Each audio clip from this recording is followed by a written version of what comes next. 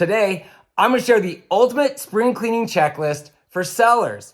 This is a list of my best tips for selling your house. Whether you're looking to sell your home now or in the future, or even if you're looking to sell your house in the dead of the winter, these tips and tricks will help you get top dollar when you sell your home. Hi, I'm Ty the Real Estate Guy, and if you'd like to stay up to date on latest real estate tips and trends, subscribe to my channel below and ring that little bell. If you have questions or comments at any time during this video, please leave a message below. If you're looking to buy, sell, build a home, or invest in Utah real estate, please feel free to call or text. I would love to talk with you. And be sure to watch to the end where I'll share 2 strategies proven to increase your profits when selling your house. So this morning, I was preparing to shoot my next video, the top 10 reasons you should sell your house immediately, when I came across a checklist for those looking to sell their home. Now, I'm anxious to release that video due to the uncertainty and volatility of our current market, but the checklist hit some really good points, and I felt with spring coming on, I should release this video first. So let's get to it. Your 3 goals when preparing to list your home should be: number 1, to boost the curb appeal; number 2, show the home has been cared for; and number 3, make your home inviting. Okay, so let's get to the checklist. Number 1, find ways to make each room brighter. This goes beyond replacing burnt out light bulbs, though that's a great place to start. If you have areas of the home with very little natural light, I recommend daylight LED bulbs, especially in the important rooms like the kitchen, family room, and master bedroom. This type of lighting goes a long way in basements, closets, and storage areas as well. I say go crazy and add them everywhere, especially because consistency in lighting goes a long way. You might consider replacing all of the light bulbs in the house. LEDs save money on power, so a good selling point would be something like, we just replaced all of the light bulbs with energy efficient LED light bulbs. And don't forget to open the blinds before the open house and each showing. Number 2, remove personal items and disassociate yourself from your home. Just because you love something, it doesn't mean that everyone else will. View your property from a buyer's perspective. Remove your family pictures from the wall. Pack up your trophies, toys, and heirlooms. While we're on this subject, I also recommend removing anything from the home that you wouldn't want a potential buyer to covet. I once had a family member in desperate need of selling a property. I recommended that they remove a few specific items to prevent this from happening. They felt that the items in the home gave the property the feel that would help them sell it easier. Unfortunately, they were right. The only buyer that came along after several weeks made an offer that included these items. When we told him that they were not for sale, he replied, "Then I don't want the property." Due to unfortunate circumstances, my family members had to let these items go with the property. I'm confident that had those items been removed from the property, it would have sold anyway and probably for the same price. Number 3, repair and replace things. It can be overwhelming, especially in an old house. Start by looking at quick, inexpensive, and easy fixes.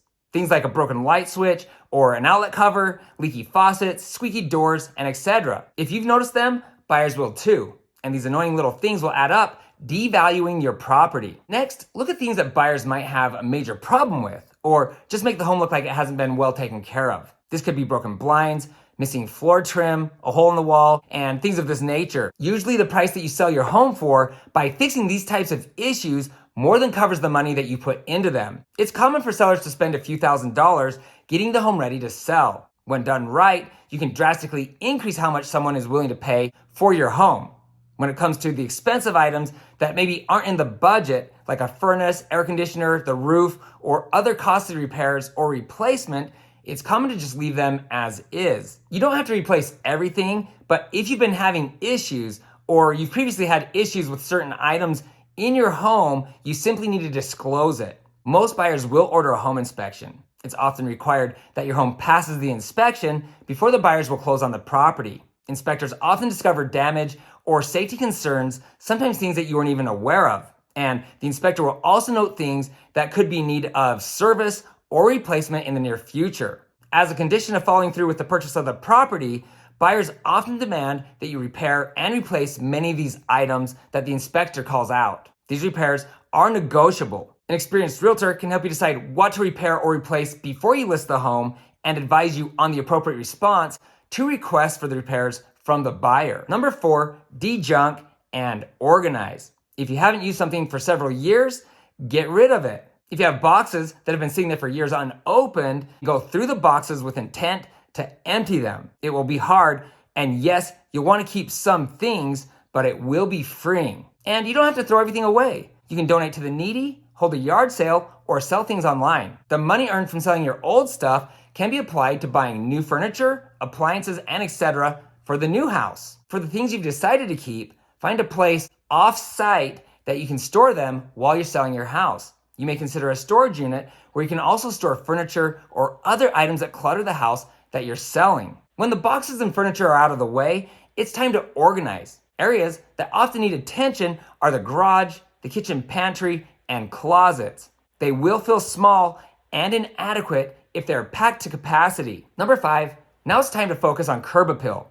I've said this in previous videos, but you only get one chance to make a first impression, and first impressions are everything. When someone pulls up to your house or views it online, they'll decide in 3 seconds or less to move on or take a deeper look. If your house is unattractive or they see a to-do list when they look at your property, it's likely that they'll pass. Ask yourself the following questions. Could the grass be greener? Are there too many weeds? Should trees and bushes be trimmed or removed? Are there obvious repairs needed just by looking at the front of the home? Could it use a little paint? Or would a power wash do the trick? Then get to work and do what you can to make things look as good as possible. When buyers approach the front door, it should feel inviting. You could give the front door a fresh coat of paint, add some plants, hang a wreath, and maybe add a new welcome mat. Prospective buyers often spend several minutes looking at your home before they step inside, and it's the last thing that they look at before they go to see the next house. Once again, you only get one chance to make a first impression, and first impressions can be everything. Number 6, the exterior of the home and yard. Yes, curb appeal is priority number 1, but don't forget about the rest of the home and yard. People usually spend more time in the backyard than they do in the front yard, so they will be anxious to view the place where they'll hold birthday parties and gatherings. What can you do to make the yard feel bigger and more inviting? Maybe it's time to trim back the trees and shrubs, or maybe remove them altogether. And you'd be wise to mow the lawn once a week, maybe every Thursday, until your home goes under contract. And you may want to power spray the entire exterior of the home. If you have patio furniture, make sure it's in good condition and clean. If it's old, get it out of there. Number 7, smell. It might be the most overlooked part of selling a home. I've been through a lot of homes that I never would have purchased due to the strange odor. I worry that I won't be able to get rid of that smell. On the contrary, a pleasant aroma might encourage someone to buy your house. Most of the time, an air freshener or a scented candle is all you'll need. But don't overdo it, or people might think that you're trying to mask an unpleasant odor. Some homes might need a professional cleaning to remove the smell, and if that doesn't work, you might need to replace the carpet or remove your precious pet. Not permanently, of course, but the stench of a litter box or even a bowl of dog food will deter some buyers. It could be allergies, but a lot of people don't think animals should live inside the house. It's disgusting to them, and they wonder not if, but how many times and where the creature has gone to the bathroom in the house. To prevent any objections, remove all signs of pets, including photos. If possible, have a friend or family member keep your pet until the home is sold. Number 8, the kitchen and master bedroom. These rooms are the most important places in the house, so you want to focus particularly on these 2 areas. Is it time to replace plumbing or lighting fixtures? Come up with ideas to spruce these areas up. It might be financially beneficial to replace old cabinets, countertops, or flooring, or even to replace old appliances. Kitchen and bathroom countertops should be clear unless you have some great staging ideas. To leave a lasting impression, the kitchen, master bedroom, and master bathroom should be in pristine condition. If you're thinking about staging, these 2 areas, including the master bathroom, will give you the most bang for your buck. Number 9, painting. It could be as simple as paint touch-ups, or you may need to repaint the entire house. If the house is more than 10 years old, there's a good chance the interior walls are dinged, damaged, and dirty. A wet washcloth only goes so far. A fresh coat of paint, inside or out, will make the home look and feel new. And if you do it yourself, it's relatively inexpensive. For rooms or even single walls that are painted with dark colors, I highly recommend covering them with a lighter color. Often a majority of homes in a neighborhood are all similar colors and often outdated. If you're up to the task, you might want to look at the current trends and paint the exterior of your home to match what's popular today. Take a drive through several new home construction neighborhoods in the area to get ideas, and then bounce your ideas off family, friends, and your trusted real estate agent. Be careful using bold colors. Painting is one of my top suggestions because nothing makes a house feel new like a fresh coat of paint. You'll also want to recall kitchens and bathrooms where needed. Number 10, end with a deep clean. It's time to do those chores that most people rarely, if ever, do. Dust the blinds, fireplace mantle, the vents, and the baseboards. If it's been a while, you may need to wipe down all of these areas with a wet washcloth. Clean the windows inside and out, mop, vacuum, and move furniture to clean under and behind things. Most people know if a home has had a good, deep clean, even if it's just subconsciously. And most people associate a clean house with a house that's been well taken care of. If you're not feeling up to the task, just hire a professional cleaning crew. I briefly mentioned staging. Obviously, it never hurts. But for homes in the average to low price range for the area, in most cases, you don't need to pay someone to bring in stylish furniture and decor. Professional staging is best when you've got an empty house, a higher end property, or if you're in a competitive market. It can make a difference, and it's always something to consider. Often though, there are some simple, inexpensive things that you can do with items that you already have. Okay, as promised, here are 2 strategies that can easily earn you tens of thousands of dollars more when you sell your house. Strategy number 1, hire a realtor. Many of you know the value a realtor brings, but some of you are thinking, of course he's going to say that. He's a real estate agent.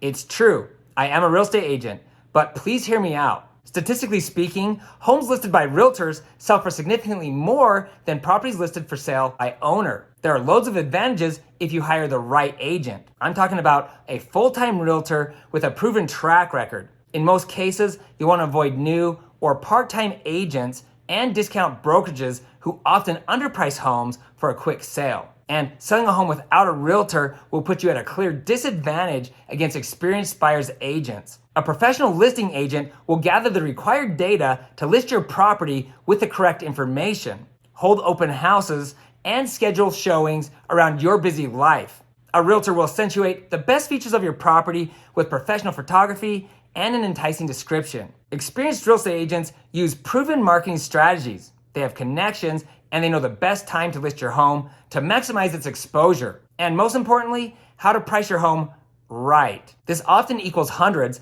if not thousands of extra views, leading to a quicker sale at a higher price. But it's not all about the price. A skilled agent will negotiate the best terms, and realtors greatly reduce your exposure to legal risk and protect you from fraud. Selling a home is a full-time job. People often task themselves with all these responsibilities, regularly making less money than if they just hired a realtor in the first place. There are loads of other incredible benefits to hiring a listing agent that I haven't even mentioned. For an in-depth look, watch the top 10 reasons you need a real estate agent to sell your home. I'll put a link below. Okay, on to strategy number 2. You become the bank. I'm not talking about renting your home. There are creative ways to maximize the money you earn from the sale of your home if you don't sell traditionally. Here in Utah, we're netting our clients an additional $50,000, often more than that, using our seller finance strategy. Using seller finance, we consistently sell homes well above market value.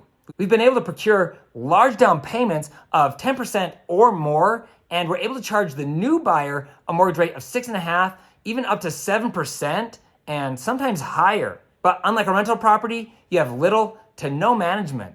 They're buying the house from you, so they maintain the home and the landscaping. Sound too good to be true? It's not. We specialize in these types of transactions and consistently achieve massive returns for our clients.